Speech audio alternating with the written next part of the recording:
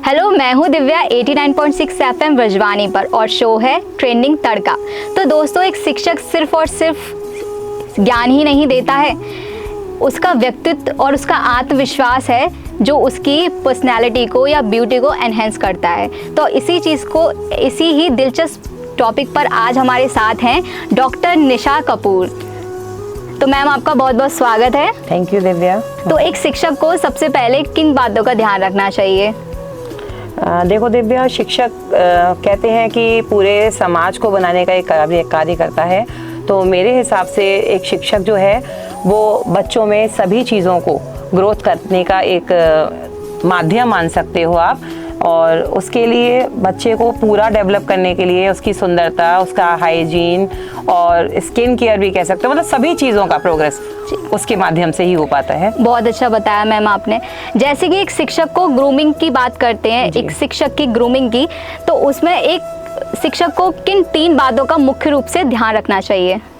देखो दिव्या, सबसे पहले जैसे कि कह सकते हैं स्किन केयर और स्वच्छता भी कह सकते हैं और सौम्यता, तीनों चीज़ों का ही ध्यान मेरे हिसाब से बच्चों में रखना ज़रूरी होता है।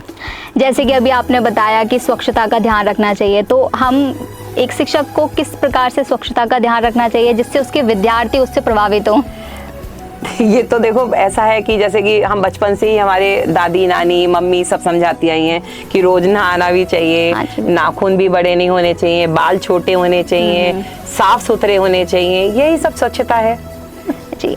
तो जैसे कि आपने बताया कि स्वच्छता का ध्यान रखना चाहिए और एक शिक्षक को सादगी का ध्यान रखना चाहिए, तो आप ड्रेसिंग सेंस एक टीचर को किस प्रकार रखना चाहिए, आप उस पर क्या बताना चाहेंगी? देखिए, ड्रेसिंग सेंस ये है कि हमारे यहाँ जो एक कहते हैं नियम के रूप में लागू किया जाता है कि ड्रेस में आना चाहिए, यूनिफॉर्म में।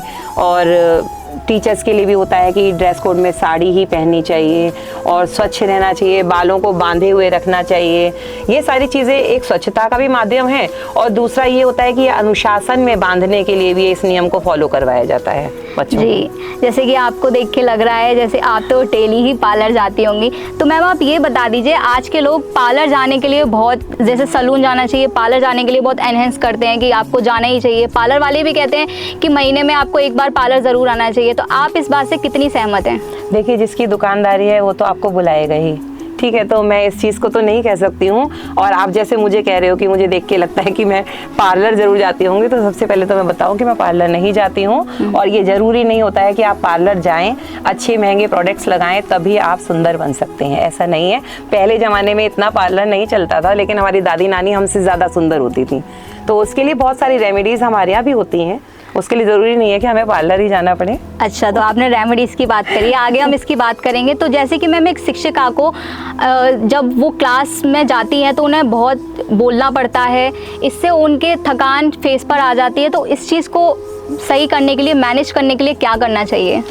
देखिए, एक रूटीन होता है, अगर हम उस रूटीन को फॉलो करते हैं तो हमारी नॉर्मल लाइफ हो चाहे टीचिंग लाइफ हो, दोनों ही हम सही रख सकते हैं। हाँ, टीचिंग लाइफ में ये होता है कि हमें लेक्चर्स लेने भी पड़ते हैं, बहुत सारा टेंशन होता है, पूरे दिन का जॉब होता है, बच्चों से घिरे होते हैं, बहुत वर्क होता है। तो इसमें हम लोगों का स्ट्रेस होना लाजमी होता है। जब हम लोग काम में जुड़ते हैं तो स्ट्रेस भी होता है। लेकिन हाँ, अगर हम अपने आप को कह सकते हैं तनाव से मुक्त रखना है तो हमें उस चीज़ में इंजॉयमेंट करना पड़ता है। और रही बात थकान चेहरे पे नज़र आने की, तो अगर हमारा खान पान अच्छा होगा और हम रूटीनली अपने कामों को कर रहे होते हैं तो थकावट नहीं आती है। तो जैसे मैम आपने जिक्र किया कि खान पान के बारे में, तो क्या आप मुझे बताएंगे कि खान पान में ऐसा क्या ध्यान रखना चाहिए जिससे आपकी तरह फ्रेशनेस रहे एक टीचर? नहीं, ऐसा कुछ नहीं है दिव्या। एक्चुअली क्या है कि जैसे कि रूटीन होता है, ये मान लीजिए आप मेरे ही रूटीन की बात करते हैं तो मैं अपना शेड्यूल नहीं बता देती हूँ। जैसे पानी पीने के लिए बोला जाता है कि हमें अपने बॉडी के अंदर पानी की पूर्ति ज़रूर रखनी पड़ती है। तो नॉर्मल लाइफ में कहा जाता है कि 7 से 8 गिलास डेली पानी पीना चाहिए। और आप जितना अच्छा पानी अपने अंदर रख सकते हैं उतना ही आपके अंदर ग्लो भी रहता है, एनर्जी भी रहती है। तो कोशिश करना चाहिए पानी ज़्यादा पिए, हेल्दी फूड खाना होता है, फ्रूट्स भी खाने होते हैं। मतलब जो चीज़ें रूटीन में बताई जाती हैं वो वाकई में सही होती हैं और वही हमारी बॉडी में एनर्जी भी लाती हैं और ग्रो भी लेके आती हैं। अच्छा, तो आपके ग्लो का यही राज है? यही मान लो।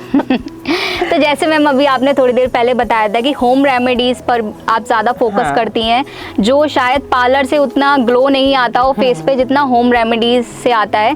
तो मैम उसके बारे में बताइए कि आप ऐसी कौन सी होम रेमेडीज इस्तेमाल करती हैं जिससे ग्लो आपका यूं ही बना रहता है, निखार यूं ही बना रहता दिव्या, है? मैं ये नहीं कह रही हूँ कि वहाँ से इफेक्ट नहीं आता है, लेकिन एक चीज़ होती है जो बनावटी होती है। जी बिल्कुल। तो बनावटी करने के लिए और ग्लो को ज़्यादा अट्रैक्ट करने के लिए बहुत सारी चीज़ों उसमें केमिकल भी मिलाई जाती हैं, जो शायद हमारी फेस के लिए सही नहीं होती।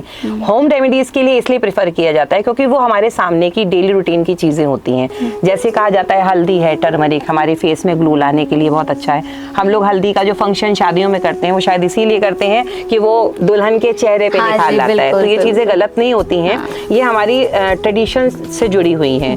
तो आप कह सकते हो हल्दी है और बेसन है, मलाई है, दही है, ये सारी चीज़ें हमारी होम रेमेडीज़ हैं। और ये हम जितना ज़्यादा हमारे बालों में लगा लीजिए तो हमारे बाल शाइन करते हैं। कहते हैं ना दही लगा लो, नींबू लगा लो, और ये जो रूसी हो जाती है बहुत सारी जो मतलब कह सकते हैं बीमारी आप कह लीजिए, या डैंड्रफ्स हैं, ये सब चीज़ें ये हमारे यहाँ बहुत अच्छे तरीके से साफ़ हो जाते हैं। तो मतलब आपका कहने का मतलब है कि अगर होम रेमेडीज का इस्तेमाल करते हैं तो ये फर्क डालती हैं? बिल्कुल। हाँ। 100% में से आप ये मान लीजिए 99% होम रेमेडीज सक्सेस हैं। और आप अगर यहीं पे बात करते हैं ब्यूटी पार्लर के प्रोडक्ट्स की, तो वहां पर आप 50% मान के चलिए, क्योंकि इससे ज़्यादा तो केमिकल भी होते हैं। हाँ जी, किसी के चेहरे पे सूट कर रहे हैं, किसी पे नहीं, लेकिन होम रेमेडीज सूट करती हैं। आपको नेगेटिव असर नहीं जाएगा, पॉजिटिव ही जाएगा उसका।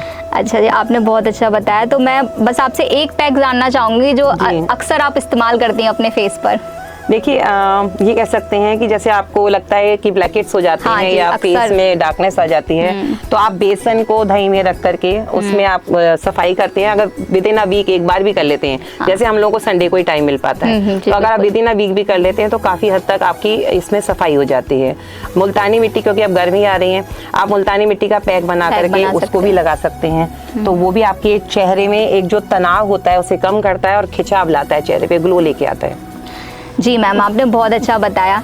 तो मैम ब्यूटी के साथ जब हम ब्यूटी की बात करें तो हमारे उसमें बाल भी आते हैं, तो बालों के केयर के बारे में आप क्या बताना चाहेंगे? देखिए, बालों के केयर के लिए मैं सिर्फ इतना ही कह सकती हूँ कि आजकल की जो जनरेशन है वो ऑयल लगाने से बहुत घबराती है। ये सही बात है। तो जब तक हम लोगों को ये है कि न्यूट्रिशन पूरा जैसे हमें फेस में चाहिए, तो खाने पीने से ही कहते हैं कि बॉडी में भी एक्टिवनेस भी आती है और ग्लो भी आता है। सेम बालों को भी खाना चाहिए ना। जी बिल्कुल। तो उस खाने के लिए हमें, जैसे कि हमें लग रहा है कि हमें ड्राई हो रहे हैं हेयर, तो विद इन अ वीक आपको लग रहा है पूरे साल, क्योंकि फैशन भी बहुत जरूरी है बच्चों का, तो ये है हफ्ते में एक बार सैटरडे को जैसे आपने ऑयल रख लिया और दूसरे दिन आपने शैम्पू कर लिया, तो इससे क्या होता है कि हमारा जो न्यूट्रिशन है उसमें बराबर पहुंचता रहता है। इस वजह से बालों का झड़ना कम होता है। हाँ जी। बाल जो आजकल व्हाइट बहुत हो रहे हैं, क्योंकि केमिकल की कलर्स वगैरह आ रहे हैं, बहुत सारी चीजें आ रही है, तो वो भी बच्चे लगाते हैं अट्रैक्शन में आकर के। तो उसके साथ साथ अगर इन रेमेडीज का भी यूज किया जाए, मैं ये नहीं कहती हूँ कि वो ना करें, अगर ऐसा भी होगा तो फिर फैशन से भी लोग आउट होते जाएंगे, तो वो भी करें, लेकिन साथ साथ रेमेडीज का भी यूज करें, जो हमारे दादी नानी के नुस्खे हैं वो भी करें। तो जैसे कि मैम ने बताया कि हल्दी और दही का इस्तेमाल कर सकते मुल्तानी हैं, मिट्टी है, मुल्तानी मिट्टी का पैक बना सकते हैं, ये आपके लिए बहुत ही यूजफुल हो सकता है। ये होम रेमेडीज मैम ने बताई जो वो खुद करती हैं, और साथ में उन्होंने अपने बालों के लिए बताया कि बालों में जैसे कि वो शुद्ध तेल डालती हैं, सरसों का तेल डालती हैं, जिससे रूसी होने की संभावना ना के बराबर होती है, क्योंकि रूसी का कारण ही अधिकतम बालों में ड्राईनेस होता है, वो कहीं ना कहीं डेड स्किन होती है। तो मैम ने बस बहुत अच्छा बताया। तो मैम जैसे कि अभी हम टीचर्स की ग्रूमिंग की बात कर रहे थे, जिसमें कि हम लेडी टीचर की बात की हमने, लेकिन क्या एक मेल टीचर की ग्रूमिंग में भी इसका कोई रोल होता है? बिल्कुल है, होम रेमेडीज तो सबके लिए है जी, सभी यूज कर सकते हैं, तभी तो मैंने कहा कि होम रेमेडीज ज्यादा सक्सेस है। ठीक है, मेल के लिए कहा जाता है कि ब्यूटी पार्लर में मेल शायद जाने से घबराते भी हैं, लेकिन अगर वही चीज वो घर में रह के कर सकते हैं आराम से, तो उन्हें जरूरत ही नहीं है जाने की। बहुत सारे मेल, अब आजकल तो मेल पार्लर भी बन रहे हैं, वो अलग बात है, लेकिन हर कोई अफोर्ड भी तो नहीं कर सकता। नहीं, जैसे आजकल बहुत अवेयर हो गए हैं ना, अवेयर हो गए हैं, लेकिन अफोर्ड के भी ऊपर होता है कि आप वो चीज अफोर्ड कर पा रहे हैं कि नहीं। तो मैं तो कहूंगी मिडिल क्लास या फिर लोअर क्लास जो है वो जितना होम रेमेडीज यूज करें, इस्तेमाल करेगा। और हमारे पास समय भी नहीं है, तो उसमें जैसे विद इन अ वीक भी हम ये काम को करते हैं, तो हम लोग अपने आप को अपने आप अंदर से स्वच्छ कर सकते हैं ना। तो जैसे मैम आपने बताया कि एक शिक्षक का, एक टीचर्स का टाइम शेड्यूल बहुत बिजी होता है, तो मैम आप किस टाइम पीरियड में अपनी ब्यूटी का ध्यान रखती हैं? ये तो पर्टिकुलर कोई टाइम पीरियड नहीं है, मैंने आपसे कहा ना हमें संडे फ्री मिलता है। हाँ जी। या कोई हॉलीडे होता है तो उसमें, तो जब हमें लगता है कि हमारे पास टाइम है तो उसका यूटिलाइज कर लेना चाहिए। अच्छा, जैसे कि लोग बोलते हैं कि ब्यूटी सिर्फ मेकअप से रिलेटेड नहीं होती है, उसमें एक्सरसाइज और योगा ये सब चीज़ों का भी बड़ा महत्व होता है। तो मैम इस पर आपकी क्या राय है? हाँ, तो ये तो सही है क्योंकि जितना हम लोग, मैंने आपसे कहा ना, फिजिकली फिट होंगे उतना ही आपके चेहरे पे ग्लो। जब आप स्वस्थ हैं, आपकी काया स्वस्थ है, तो आपको ग्लो अपने आप आता है। अट्रैक्शन है, एनर्जी है, ये सारी चीजें सिर्फ कहने की नहीं होती हैं। इसके अंदर आपका जितना न्यूट्रिशन आप यूज करते हैं, जैसे मैंने आपको पहले भी बताया था कि पानी पीना है, अधिक से अधिक तो हम 7-8 गिलास, अब गर्मियां हैं तो और जितना आप आपकी बॉडी अंदर ले सकती है उतना पानी आप पिए। खाने पीने में है, हाइजीनिक चीजें खाने के लिए तो पहले भी होता था कि फल फ्रूट्स हैं तो धो के खाने चाहिए और खाने जरूर चाहिए।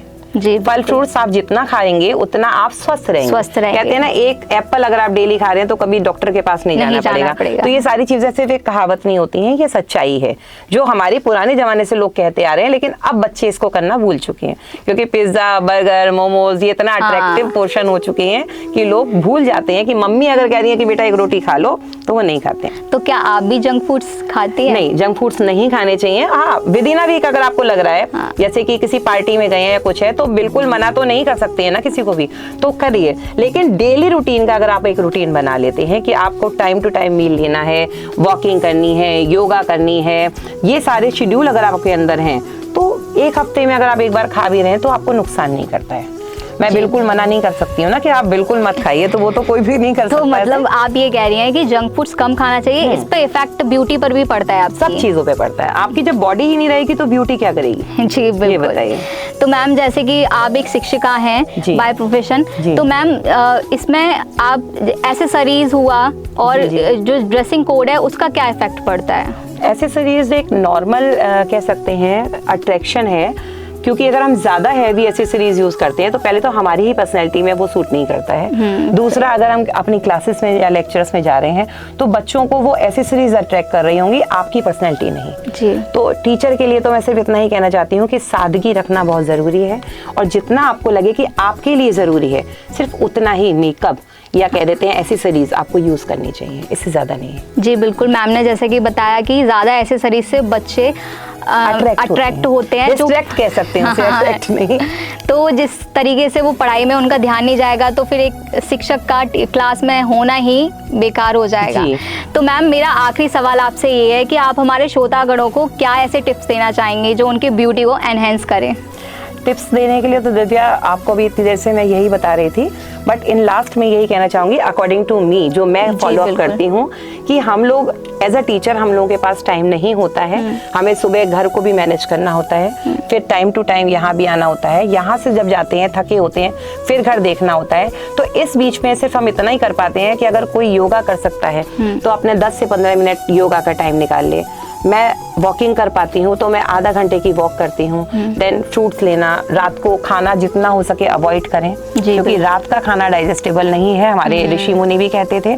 तो हल्का फुल्का खाएं और ज़्यादा से ज़्यादा पानी पिएं, जंक फूड कम खाएं बस, और स्वस्थ रहें। थैंक यू मैम, आपने इतनी सारी हमें जानकारी दी।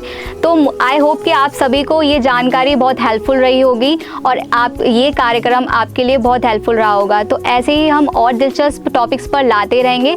अब मैं लेती हूँ जाने की इजाज़त, और अगर आप हमसे कुछ पूछना चाहते हैं या किसी नए टॉपिक्स पर वीडियो देखना चाहते हैं तो आप हमारे व्हाट्सएप नंबर पर बात कर सकते हैं। धन्यवाद। धन्यवाद।